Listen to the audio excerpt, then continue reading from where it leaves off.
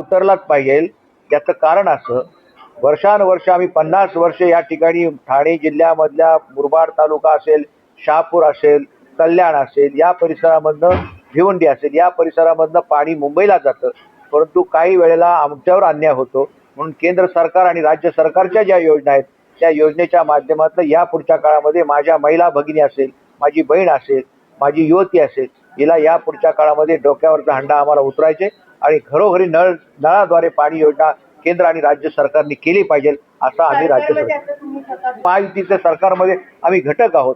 त्याच्यासाठी आम्ही आग्रह धरून कुठल्याही परिस्थितीमध्ये पंचवार्षिक योजनेमध्ये आम्ही हा कार्यक्रम केल्याशिवाय राहणार नाही। असेल नगरपंचायतच्या असेल किंवा महापालिका क्षेत्रात असेल, त्या ठिकाणी सुद्धा घरोघरी नळ पाणी योजना आपण करायचा विचार करतोय। आणि दुसरी महत्वाची गोष्ट, चलो खेडे गाव की ओर, जसे महात्मा गांधींचं वाक्य होतं, आता खेडेगावातली माणसं शहरात यायला लागलेत। आता शहरातली माणसं जी इथे आहेत, वस्ती वाढत चाललेत, तर खेड्याला शहराचं रूप द्या। नागरी सुविधा सुद्धा ग्रामीण भागामध्ये आपल्याला पुरवाव्या लागतील।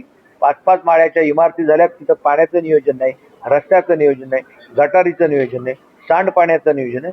आणि म्हणून राज्य सरकारने या पुढच्या काळामध्ये ग्रामीण भागातले जे गावं जे आहेत नागरीकरणाच्या प्रक्रियेमध्ये, त्यांना सुद्धा गावची जी शहरं झालेली आहेत त्या शहराला चांगल्या प्रकारच्या सुविधा राज्य आणि केंद्र सरकारने दिल्या पाहिजे, असा मी आग्रह धरणार।